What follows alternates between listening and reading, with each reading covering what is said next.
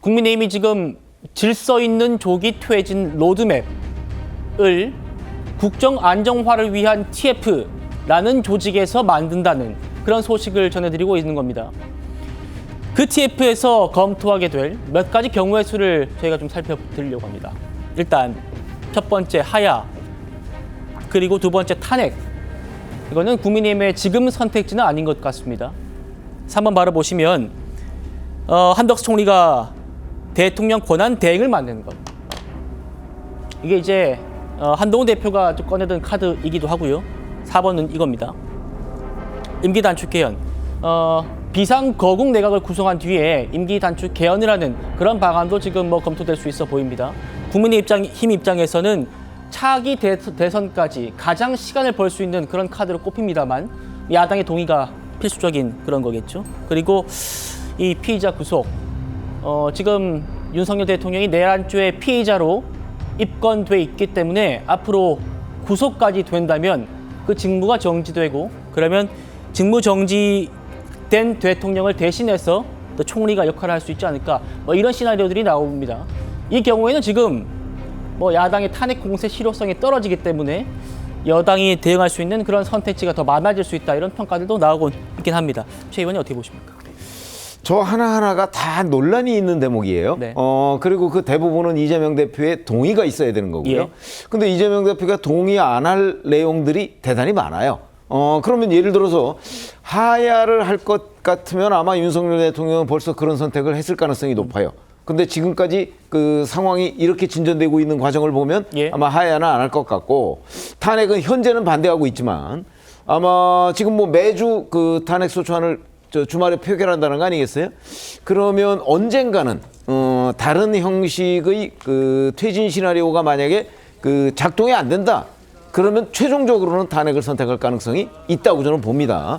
근데 총리 대행이라고 하는 거는요, 예를 들어서 대통령 탄핵이 되면 그 헌법과 법률에 의해서 한덕수 국무총리가 대통령 권한 대행을 할 수 있는데, 그게 아닌 상태면 적어도 법적으로는 총리 대행이라는 건 불가능해요. 네.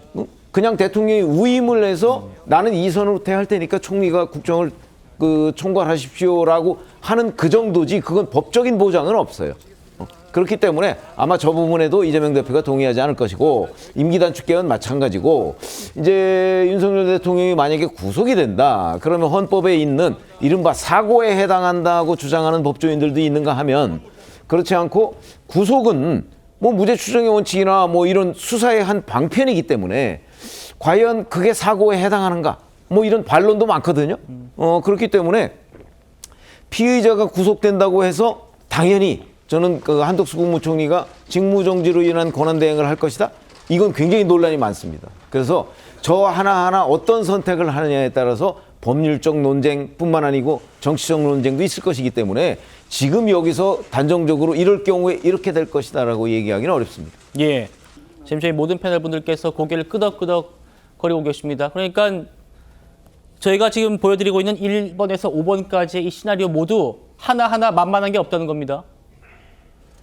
오전 11시부터 국민의힘은 비상의총을 하고 있습니다. 지금 7시간 가까이 이어지고 있는 모습인데, 한동훈 대표는 아주 민감한 그런 상황 때문인지 참석할 때부터 아주 극도로 말을 아끼는 모습이었습니다. 만나보시죠. 총리제 관련해서 이야기 나왔어요. 바로 모시겠습니다. 죄송합니다. 질서 있는 조기 퇴진 관련해서 죄송합니다. 구체적인 방안이나 이런 죄송합니다. 여기까지 하겠습니다. 죄송합니다. 의총에서 질서 있는 조기 퇴진 좀 논의를 하실까요? 사백 반대가 여기까지만 유지하시나요? 원내 자, 지금 질서 있는 조기 퇴진, 이 로드맵을 짜기 위한 그런 의총이 열리고 있는데, 그 질서 있는 퇴진에 어떤 종류가 있을 것인가 저희가 보여드리고 있는 겁니다. 설 변호사님. 네.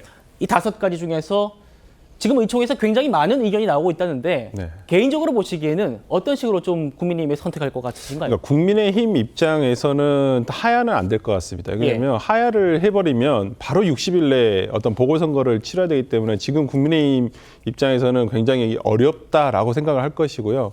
저는 탄핵에 대한 가결도 상당히 가능성이 높다고 봅니다. 왜 그러냐면 지금 탄핵을 만약에 이번 주에 가결이 된다 손 치더라도요, 지금 현재 헌법재판소 구성원이 헌법재판관이 6인밖에 되지 않습니다. 근데 지금 민주당도 2명을 추천하고 있고 지금 국민의힘도 1명을 추천하고 있습니다만은 탄핵 소추가 의결된다고 한다면 이 임명권자는 국무총리인 현재 한덕수 국무총리가 권한 대행자로서 가능한 부분이거든요. 그러면 헌법재판소의 구성과 관련해서도 조금 시간이 소요가 될 것이라고 보이고요.